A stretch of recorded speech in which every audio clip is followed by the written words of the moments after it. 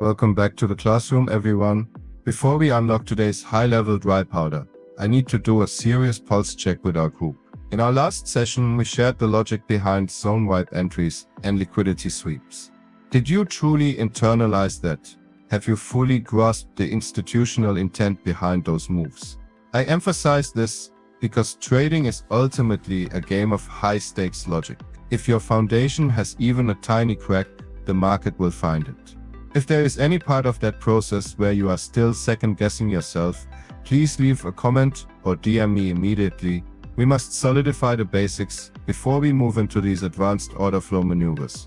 Now that we've discussed entry models factoring in the zone-wide and liquidity build to the left, the last and final piece that we'll need to discuss is the early enticement entry. Now, as described in the Advanced Liquidity Concepts video, early enticement is when liquidity is created on the right side of a supplier-demand zone, when none is available to the left. The market tries to entice orders into the market early so that they can be used as liquidity for the true market movement. And as we can see, there are three different types of early enticement: the pre-interaction enticement, the post-interaction enticement, and the reactionary enticement. And we have two examples of a demand zone with no liquidity built to the left, and a supply zone with no liquidity built to the left. We're anticipating that liquidity is built to the right in the form of early enticement. Just as we have learned from the top-tier traders, the market always gives the impatient a sweet treat before the bitter medicine. We can clearly see this rhythm through pre-interaction enticement. So if we look at pre-interaction enticement and look at entries, we can see that price begins to trade higher above the higher time frame demand zone. And we're looking at a confirmation entry at the extreme. We see that price then trades lower, taking the structural liquidity that rests below the structural liquidity low of the early enticement. We tap into the higher time frame demand zone. We see price trade higher, taking out the last point of supply, which creates our table demand level. When price returns to that demand level, we look trade long. I want to pause here for a second. I want you to examine a reality through the lens of an American hedge fund manager. Why is it that the signal you consider the most secure is often the beginning of your bankruptcy? Professional traders have a dimensional gap in how they perceive money compared to the average person. To the public, money is quality of life. To us, money is risk capital. We act like generals, deploying every single dollar as a soldier into the battlefield. If a soldier dies without value, it is a disgrace to the commander.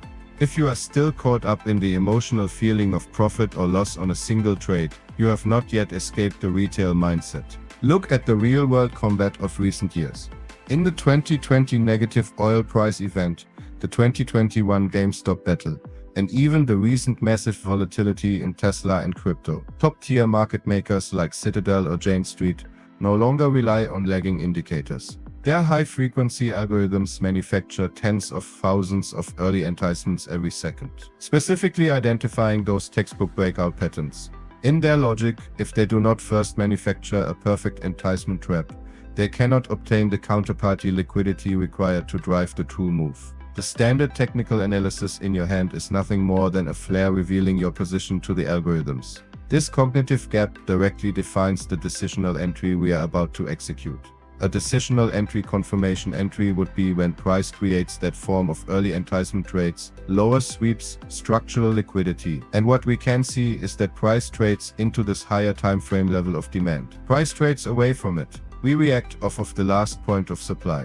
This reaction extreme of the reaction leg, the failure of the last point of supply, we then sweep below the structural liquidity low, move to the upside, seeing the last point of supply fail and creating our tradable zone. One thing to note as well, because the extreme has actually taken liquidity, decisional doesn't necessarily need to take liquidity. In actual combat, principles always rise above prediction. Even in the 2022 bear market, the elite who made the real money never tried to guess the bottom. They simply waited for the order flow to validate itself within the decisional zones. If you look at the double confirmation entry at the extreme level entry, we can see that price sweeps the pre-interaction early enticement, taps into the higher time frame demand level. We see a break of the last point of supply price, then trades into our first level of respect that's formed. Price then breaks the last point of supply, forming our tradable zone. When price trades into that demand zone, we can look to trade long. At the end of the day, We can strip away almost all of these entry model sets and just come down to those 4 key points of which and entry type to use, and whether to trade from the extreme versus the decisional. These will be the pivoting things. And all of this is rooted within order flow. If you'll notice, every single situation that we discussed in here was heavily rooted on order flow. Seeing in a buying situation that supply is failing, demand is starting to take control. Now, if we wanted that double confirmation entry, we would need to see supply fail a first level of respect demands, own to form price, the trade into that first level of respect, react off of it, respect it, cause a failure of the next last point of supply, which would then create a demand zone that we can look to trade, and from that we can gain that demand, is truly in control. Again, the most important thing to take note of here, and I can't stress this enough, is the entry type, the double confirmation entry, or the confirmation entry. Where to trade from the extreme versus decisional, and everything that links all of that together on actually pulling the trigger on taking your trade is understanding order flow. Who is in control?